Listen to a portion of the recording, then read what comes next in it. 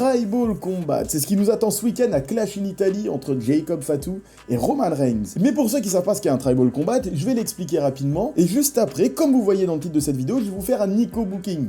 Un fantasy booking concocté par mes soins, avec des idées qui me sont venues notamment pendant les streams, en regardant Raw, les derniers segments qu'on a pu avoir. N'hésitez pas à rejoindre les streams d'ailleurs, je fais tous les shows WWE et AEW et à J+1 avec les images, d'où le J+1, donc n'hésitez pas à rejoindre, le lien est en description. Donc avant de vous parler de mon Nico Booking et des idées que j'ai pu avoir et des issues qu'on pourrait trouver après ce match, après ce Tribal Combat entre Jacob et Roman, si Jacob gagne, si Roman gagne, mais sous quelles conditions, avant de vous exposer mes idées, je reviens sur ce qu'est un Tribal Combat.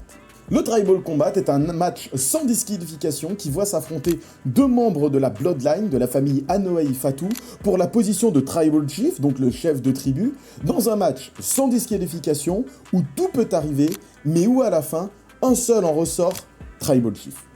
Le Tribal Chief, vous le savez, c'est donc le chef de tribu, ce qui a été Roman Reigns pendant de nombreuses années, il l'est toujours d'ailleurs. Pendant 4 ans, il avait la main mise sur la WWE pendant 1316 jours de règne, c'était historique. Mais au début, les Usos voulaient pas rejoindre Roman Reigns. Il a dû imposer leur loyauté à travers des violences physiques, des violences mentales, psychologiques, et il leur a fait traverser différentes épreuves. Et à terme, les Usos ont fini par abdiquer et ont fini par reconnaître Roman Reigns, le Knowledge, à travers cette emprise qu'il avait sur eux, et ça a fini justement par créer des dissensions au sein de la Bloodline, puisque elle a fini par se diviser de l'intérieur, puisque tellement confiant de sa domination, Roman Reigns a laissé entrer des nouveaux membres dans sa tribu, Solo Sikoa, le frère des Usos, mais surtout Sami Zayn, un membre extérieur, et c'est ce qui a provoqué la chute de la Bloodline. Mais je ne suis pas là pour vous raconter cette histoire aujourd'hui, je le ferai la semaine prochaine. Restez connectés, n'hésitez pas à follow pour pas rater cette vidéo où je reviendrai sur l'histoire de la Bloodline jusqu'à ce Tribal Combat de ce week-end.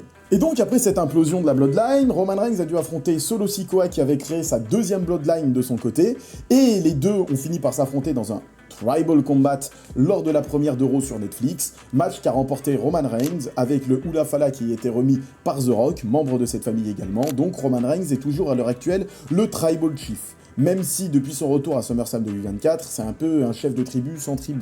Pour autant, récemment, il a réussi à reprendre les Usos de son côté, notamment pendant la rivalité contre CM Punk qui a mené à WrestleMania 42 et leur match de championnat dans le main event de la nuit 2, qu'a remporté Roman Reigns. Donc Roman Reigns a su réunir sa famille, en tout cas les deux Usos, Jimmy et Jay, à ses côtés, pour commencer cette nouvelle domination, mais il a surtout dit une chose, c'est qu'il voulait faire les choses différemment. Cette fois-ci, le respect, il l'a gagné, il ne l'a pas imposé. Si les gens lui disent « We acknowledge you, Roman Reigns », les fans et les Usos, c'est parce qu'il a mérité leur respect, il n'est plus le tyran qu'il était à l'époque, il est enfin devenu un vrai leader qui lead par l'exemple. Sauf que face à lui, il y a un renégat de cette famille, Jacob Fatu. Ça a toujours été l'enfant un peu renié de cette famille, puisque dans la vraie vie, ils utilisent ça dans le kayfabe, mais dans la vraie vie, Jacob Fatu est un ancien criminel, il a fait de la prison, et donc il était un peu vu comme l'enfant terrible de cette famille. Pour autant, Solo Sikoa l'a fait venir à la WWE dans sa deuxième Bloodline dont je vous parlais, mais très vite, Jacob Fatu a fini par ne plus être en accord avec ce qui se passait dans cette Bloodline de Solo Sikoa, malgré sa fidélité extrême à ce dernier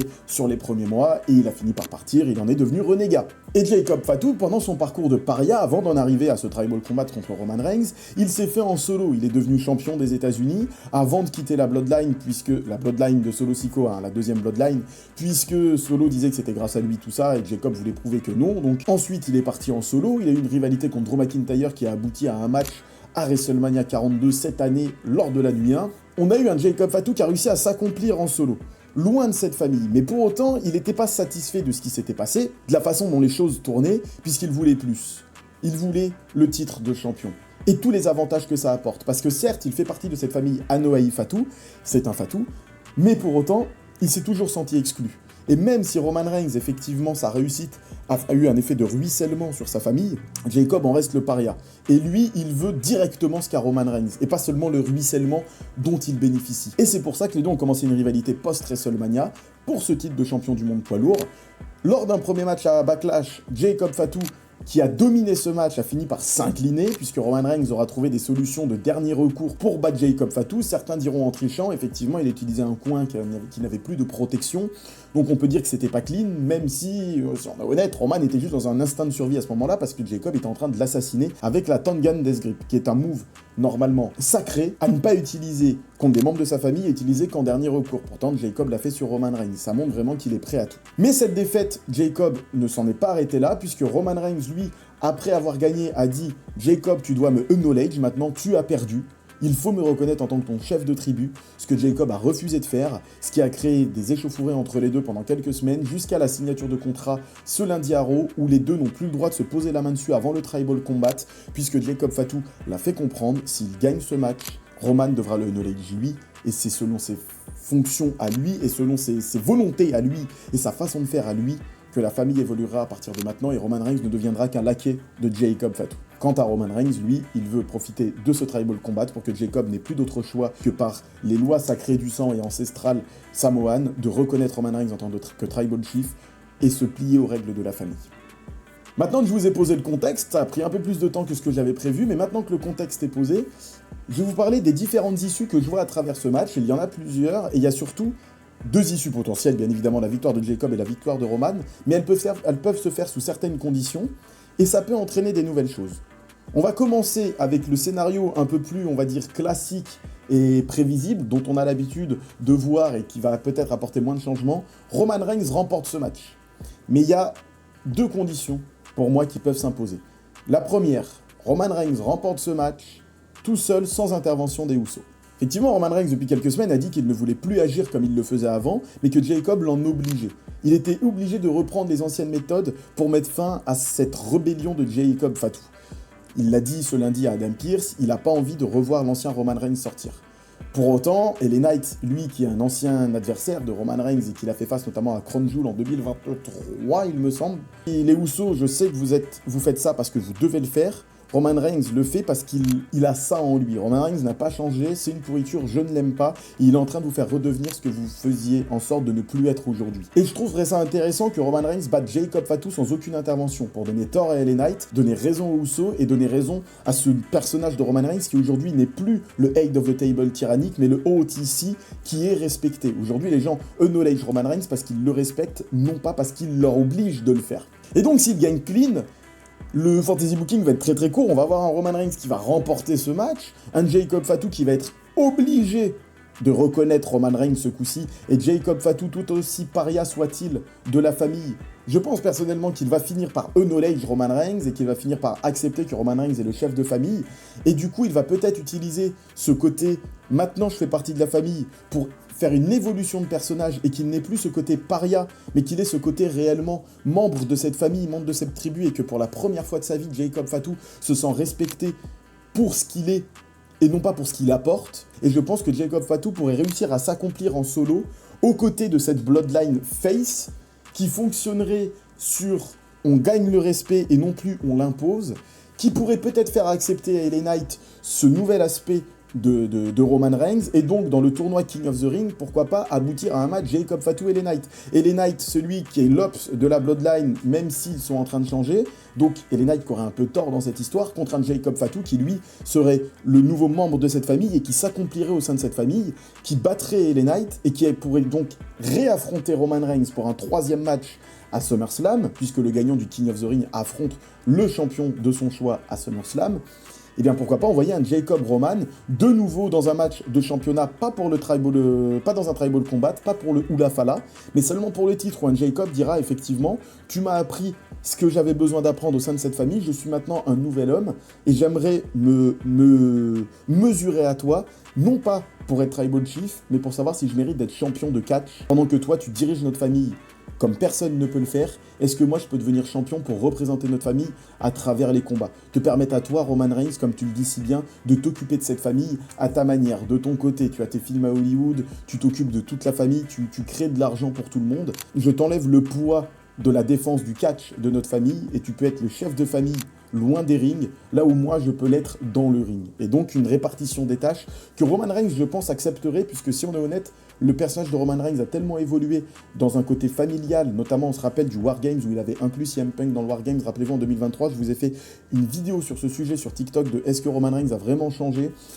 Peut-être que je la republierai ici en short, comme ça vous pourrez la voir, même si ça date d'il y a plus d'un an, et vous aurez surtout l'évolution du personnage, où aujourd'hui, effectivement, Roman Reigns fait beaucoup plus confiance à sa famille, et il met beaucoup plus sa famille en avant que à l'époque où il se mettait que lui en avant, lui personnellement. Et il a eu peut-être des petites retombées sur son run de OTC à se dire que lui c'est Roman Reigns et c'est lui le chef, mais il a très souvent été rappelé à l'ordre de quand t'es vraiment tout seul, Roman Reigns, et que tu te comportes comme un salopard égoïste, il ne t'arrive pas des bonnes choses. WrestleMania 41 en est l'exemple notamment. Donc ça pourrait être un premier chemin assez intéressant, mais on va dire que c'est un chemin assez conventionnel du monde des bisounours. Deuxième option, Roman Reigns remporte le Tribal Combat avec intervention des Usos. Les Usos, du coup, on le sait, ont rejoint Roman Reigns récemment pour s'allier avec lui dans cette lutte contre Jacob Fatu qui fait du mal à la famille pour eux et qui ne respecte pas les traditions familiales et que même s'il ne le veut pas, il doit acknowledge Roman Reigns. Ils sont passés par là par le passé et oui, aujourd'hui Roman Reigns a évolué. Ils veulent faire comprendre à Jacob que la vision qu'il a de Roman Reigns n'est plus la bonne et ses agissements nuisent à la famille plus que apportent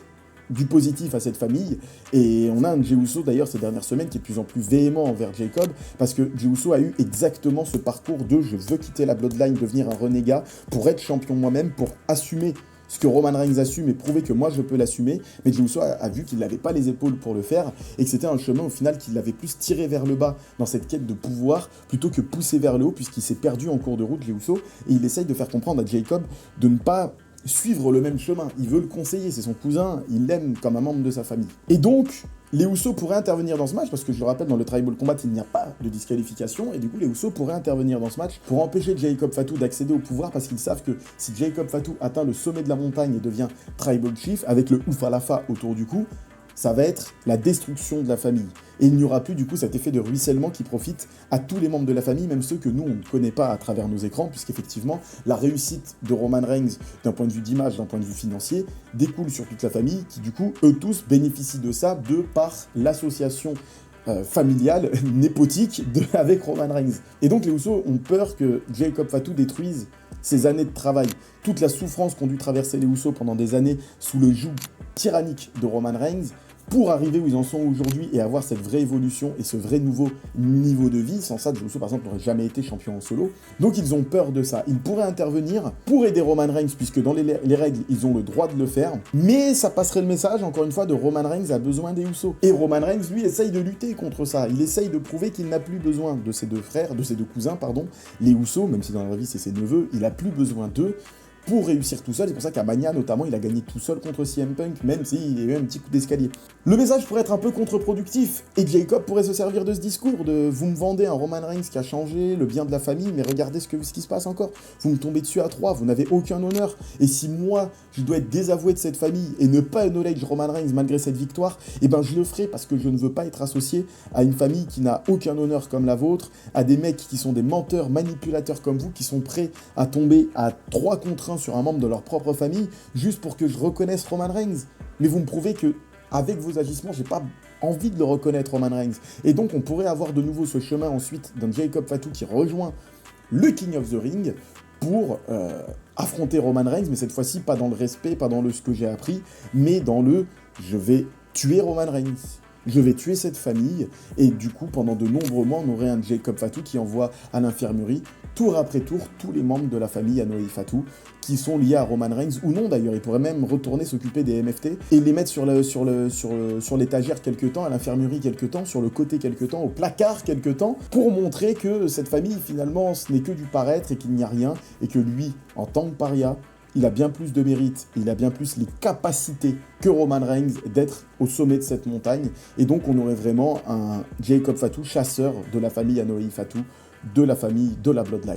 Donc on aurait, voilà, avec la victoire de Roman, avec les Usos, un chemin quand même un petit peu plus sombre pour Jacob Fatu qu'une victoire sans intervention, d'après mon booking. Encore une fois, c'est juste du fantasy booking, ce ne sont pas des prédictions. Et je vous avoue que je préférerais, dans cette situation où Roman gagne, je préférais ma première situation, où Roman Reigns gagne clean contre Jacob Fatu, et Jacob Fatu qui doit apprendre aux côtés de Roman Reigns, et il y aurait un côté très valeureux, et une vraie évolution du personnage de Jacob Fatu, qui se sert de son passif pour se nourrir, mais qui apprend à le contrôler pour grandir. Avant de passer à la deuxième partie, du coup, la partie « Et si Jacob Fatu gagne ?», dites-moi en commentaire pour le moment, est-ce que vous appréciez ces deux petits scénarios que je vous ai présentés? Est-ce que vous appréciez la direction que pourrait emprunter la WWE avec un Roman Reigns qui gagne ce Tribal Combat, et donc un Jacob Fatu qui se retrouve dans la position de second, je dois reconnaître Roman Reigns, pas forcément bras droit, mais vous avez compris, quand je dis second, c'est hiérarchiquement derrière Roman Reigns. Dites-moi ce que vous en avez pensé. Et on passe maintenant au scénario, et si Jacob Fatu remporte le Tribal Combat. Et la première issue de si Jacob Fatu remporte le Tribal Combat, eh bien je vais beaucoup plus parler de LA Knight que de Jacob Fatu. Mais au-delà du côté fan de LA Knight, j'aime bien l'histoire qui est racontée en ce moment, et ce qu'il a dit à Jimmy Uso quand il lui a dit ce lundi, toi et ton frère, je vous apprécie, c'est ok, toi je t'aime bien, ton frère j'ai fini par apprécier, Roman Reigns c'est mort. Donc on a Roman Reigns chasseur de la Bloodline. Et si Jacob Fatu remporte le Tribal Combat, le nouveau Tribal Chief devient Jacob, justement. Sauf que, comme l'a dit Roman, c'est pas contre la famille qu'il a des problèmes, c'est contre Roman. Et le fait d'avoir un problème contre Roman, puisqu'il est Tribal Chief, ça en devient un problème familial. Mais si Jacob Fatu remporte le Tribal Combat, est-ce que Roman Reigns restera dans cette famille? Parce que, certes, Roman Reigns respecte les traditions, donc peut-être qu'au début, il va commencer à knowledge Jacob Fatu. Peut-être qu'au début, Roman Reigns va accepter les conditions. Et peut-être que même Roman Reigns va devoir se retrouver dans le tournoi King of the Ring et Jacob lui dira, bah si tu veux me réaffronter, King of the Ring, mérite-le. J'ai aucun problème avec ça. Moi, je dirige la famille par l'exemple. J'ai dû mériter mes opportunités, toi va mériter ton opportunité. King of the Ring. Et peut-être qu'au fur et à mesure, on aurait une association de malfaiteurs entre Roman Reigns et LA Knight, deux mecs qui se détestent, mais avec un ennemi commun, Jacob Fatu.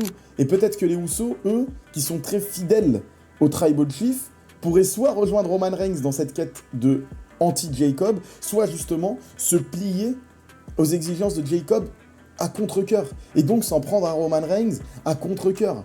S'en prendre à LA Knight à contre-cœur. Même si, bon, Jey Uso, il a l'air plutôt chaud pour s'en prendre à LA Knight, quoi qu'il. Et donc, pourquoi pas avoir cette association entre LA Knight et Roman Reigns ensemble, qui finissent par s'affronter dans le King of the Ring pour avoir cette place contre Jacob Fatu, mais qui travaillent ensemble pour détruire cette Bloodline. Et avoir peut-être des nouveaux alliés, parce qu'on le sait, la Bloodline a de nombreux ennemis. Drew McIntyre, qui pourrait reprendre ce rôle de chasseur de la Bloodline, aux côtés de LA Knight, qui est le chasseur de la Vision, chasseur de la Bloodline, chasseur des MFT, chasseur de tout, LA Knight, et Roman Reigns. Imaginez une association Roman Reigns, Drew McIntyre et LA Knight. Trois mecs qui se détestent tous les uns les autres, mais avec un objectif commun, faire tomber la Bloodline. Et qui meilleur chasseur que Bloodline dans tout ça que Seth Rollins? Même si on sait que Seth Rollins, il a plus un bif contre Roman Reigns avec tout ce qui s'est passé à WrestleMania 40 et tout ce qui se passe même depuis 2014, mais est-ce que faire tomber la Bloodline ne permettrait pas à Seth Rollins d'atteindre Roman Reigns plus facilement puisque seul et acculé, sans aucun clan autour de lui? On pourrait avoir un scénario chasseur de Bloodline à de multiples embranchements et on pourrait avoir du coup un Jacob Fatu qui se met encore plus de monde à dos et Roman Reigns qui va être obligé de tisser des associations et tisser des relations et des liens avec des mecs qu'il a traumatisés pendant des années, avec des mecs qui le détestent et avec des mecs qu'il a arnaqués avec ses méthodes de Bloodline. Et ce serait une nouvelle façon de montrer qu'aujourd'hui, il est le OTC, le Original Tribal Chief, puisqu'il reste le Tribal Chief originel, même si Jacob le devient, et qu'il n'est plus le Head of the Table. Aujourd'hui, il n'est plus assis à la tête de la table, mais c'est un vrai leader, un vrai Tribal Chief, et même en se créant des alliés qui ne font pas partie de sa famille de sang, il montre qu'il peut être un leader et un chef de tribu. Une tribu constituée de gens qui veulent faire tomber cette ancienne famille devenue renégate. J'adore ce scénario, personnellement. Je vous envoie ce scénario-là, c'est peut-être mon scénario préféré. Mais j'ai une dernière option. Jacob Fatu, qui gagne le Tribal Combat et qui réussit à domestiquer Roman Reigns et les Usos.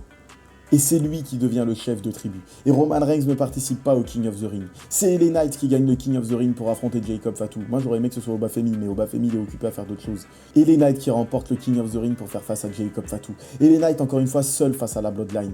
Une Bloodline où tout le monde obéit à Jacob Fatu parce qu'ils n'ont pas le choix. Et Roman Reigns fera tout pour être dans les petits papiers de Jacob Fatu à travers justement cette loyauté, cette fidélité qui lui dévouera pour cette famille et à travers ce contrat de sang qui est le Tribal Combat. Et donc, à terme, Roman Reigns finirait lui aussi à peut-être demander à Jacob Fatu un match retour sur l'honneur. Comme dans mon scénario, Roman Reigns gagne et Jacob Fatu devient docile à Roman Reigns, et bien là c'est la même chose, mais avec Jacob qui gagne et Roman qui devient docile à Jacob et qui finit par le réaffronter pour le titre, peut-être en Tribal Combat ou peut-être pas. J'avoue, je serais très curieux de ce scénario-là, même si je préfère celui d'avant. Et juste avant de conclure, scénario bonus. Jacob Fatu devient Tribal Chief, mais il y en a un qui s'appelait pas. The Rock. Lui, ça lui plaît pas qu'un renégat devienne le Tribal Chief de sa famille, alors qu'il avait volontiers mis le collier autour des épaules de Roman Reigns. À vous de me dire comment vous verrez le retour de The Rock dans cette histoire. Comment vous bookeriez le retour de The Rock dans cette histoire. Dites-le moi en commentaire. Et dites-moi aussi si vous avez aimé cette vidéo. Dites-moi en commentaire votre scénario préféré. N'hésitez pas à me faire vous votre booking dans l'espace commentaire. J'irai le lire, j'irai répondre à tous vos bookings. Quelqu'un m'a fait d'ailleurs un fantasy booking sur ma vidéo pronostic la Chine Paris sur le retour de Sami Zayn dans la Bloodline. Donc n'hésitez pas à me balancer vos petits scénarios vous aussi en commentaire. Est-ce que vous avez aimé ce format? Vous voyez, c'est beaucoup moins monté, c'est surtout beaucoup de facecam, parce que j'ai pas forcément d'image pour illustrer ce que je suis en train de raconter. Donc c'est surtout l'intro et la mise en contexte. Vous avez eu du montage. Après, c'est vraiment un format podcast où c'est moi qui parle et qui vous raconte une histoire. Est-ce que vous avez apprécié? Est-ce que vous voulez que la prochaine fois je fasse plus de montage sur la partie Nico Booking? Peut-être mettre des photos, des vidéos, pas juste moi en facecam? Dites-moi ça en commentaire. Bref, on se donne rendez-vous dimanche 20h en direct sur ma chaîne Twitch pour regarder Clash in Italy et avoir la réponse de qui sera le nouveau ou le toujours Tribal Chief.